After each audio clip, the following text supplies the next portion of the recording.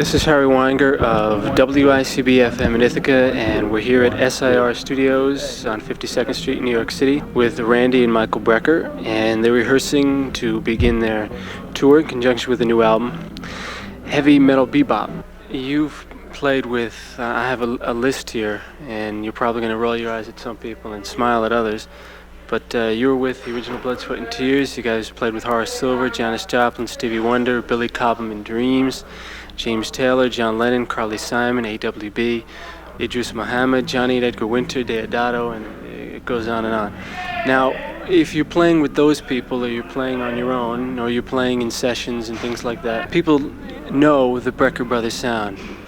You know, when we play with people, we try and really augment the situation.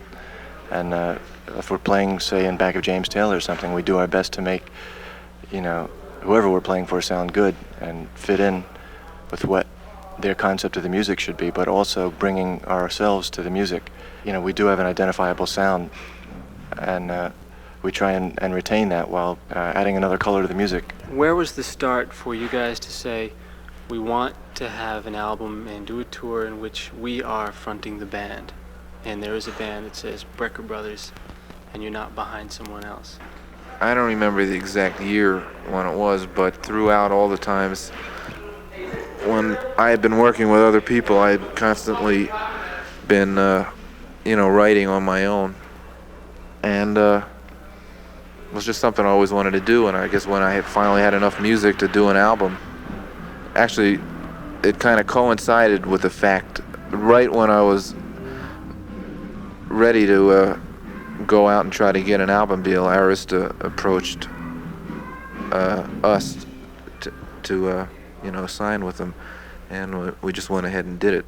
So it was, I forget what year, I think it was like 74, 75, but the idea, it had been around for a long time. It was just a question of getting enough music together and getting a concept together, which slowly evolved throughout all the stuff, we had been doing, like from the rock and roll gigs and the jazz gigs, and eventually some kind of weird mixture of everything evolved in our brains, I guess, and that's what the music sounds like. It's really a potpourri of everything we've played. Heavy Metal Bebop. Now, where did a name like that come from? Would you say it characterizes your music? Well, this particular record, it does, and actually it does with all of our records, but this record more so, we went into more of a little more of a rock and roll vein than the previous records, as opposed to like the disco-oriented R&B kind of things we had done before. Although it was a live record, and we did a few tunes off previous albums, but they're done differently. We have different musicians, and it